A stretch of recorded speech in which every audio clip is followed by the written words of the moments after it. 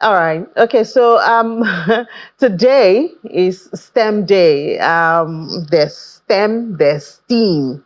The world is changing and things are being added every day. So we used to have the STEM Day. Now we also have STEAM Day, and that's today, November 8th. Let's have a conversation on this now to help us understand the essence of it, but I guess it's not too far away from what you know. It's supposed to be a day to inspire children, explore, pursue their intentions in science, technology, engineering, arts, and maths. So you see, it's a whole lot there. Those fields that dictate the future. So let's talk about this with Dr. Finn Ditimi. He's the principal consultant at F&F Consultancy for the Future. Well, I did say it was talking about the future. Do I say happy STEAM Day or happy STEM Day, Dr. Finn? Which one should we use now? So we can say STEAM because we're trying to be more inclusive. Good afternoon. Thanks for having me.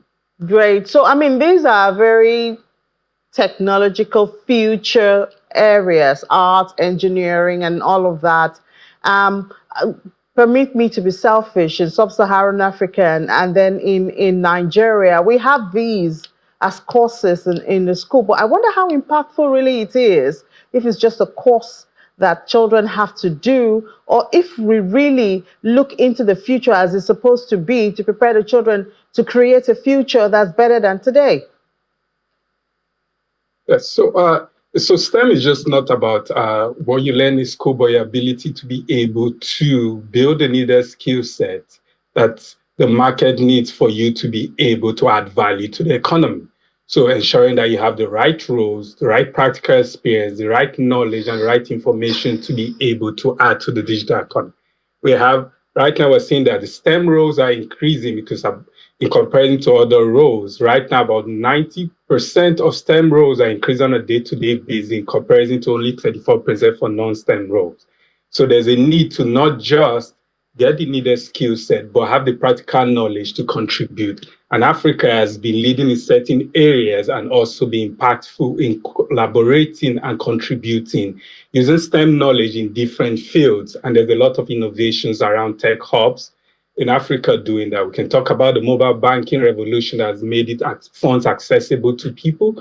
We can talk about the health tech industry where we are able to get mobile medical supplies to remote areas. And even the renewable energy sector, we'll be talking about ensuring that we're able to have off-grid solutions for people to be able to access electricity, and even the agricultural technology sector, making sure we're able to improve supply chains to help farmers to be able to not just access local markets, but global markets. And as we see, of course, there are infrastructural challenges with regards to this, but these are some signals that are showing that there's a promising future for the African continent and Nigeria as a country. Yes, and sub-Saharan Africa needs about 25 million engineers for the future. The future lies here, but and we have the population. I mean, the world is coming to Africa or seeking Africa when it comes to cheap labor and all of that. But is Africa really positioning itself for the future? We're talking of AI, ICT, and all of that. We need the skills to be developed. Yes, so I believe Africa is kind of now understanding the value of the digital economy. So if you look around the digital economy and you just think about Africa, it's projected by next year we'll have about, the digital economy in Africa will be about $170 billion. And projected by 2050 is going to be over $700 billion. So we're beginning to see that the world is becoming a smaller place and people are looking to Africa because of our young population. Over 60% of the African population is youths that have the ability to learn and also reskill to be able to contribute to that. And there are multiple roles.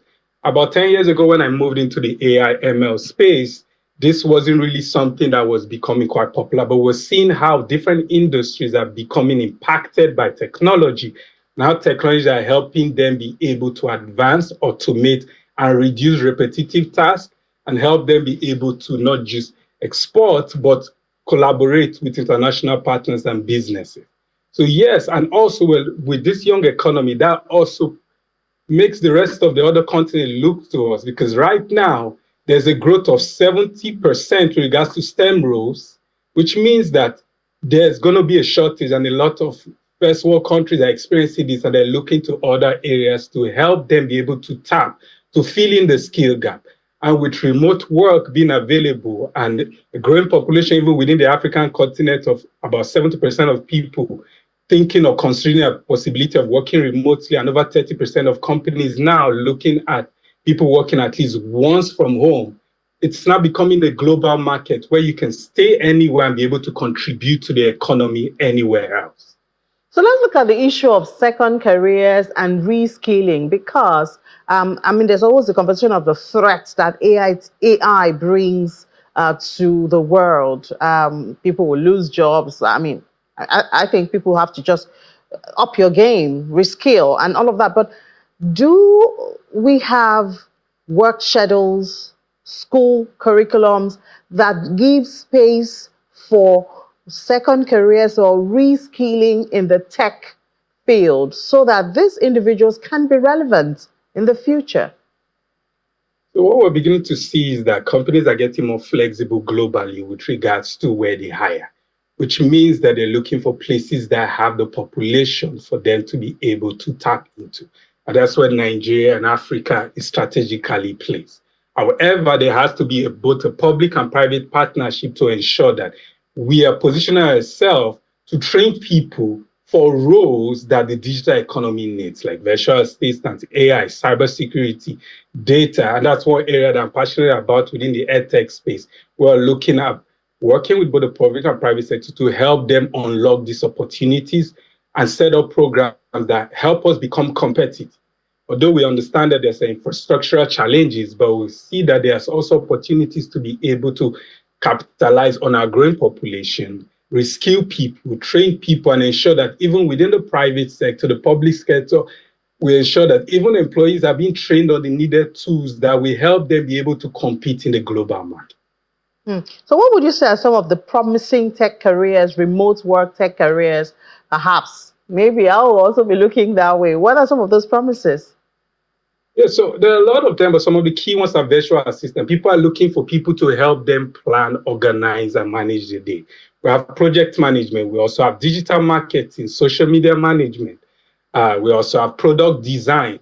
And there are multiple other roles, data analysis, cybersecurity. The world is becoming smaller, which means that people are gathering information and they need to secure it. They need to be able to access it. They need to be able to manage it on a global scale. And these are some of the roles. And some of the key things that I see with the African population is that we already have those soft skills that are needed to thrive. In this field, we are able to manage ourselves, we're able to communicate, we're able to engage. We understand the ideology of problem solving. So what is needed now is trainings, knowledge, and practical experience with regards to the tools, regards to the processes, regards to the expectations of this role. And we would become a hub, just like many other Asian countries, where companies and organizations are looking to be able to tap into the wealth of knowledge. Yeah, I guess India is one of those countries that we could learn a whole lot from. But thank you so much, and happy STEAM Day. Dr. Fin Ditimi, Principal Consultant at F&F Consultancy for the Future. Thanks for having me.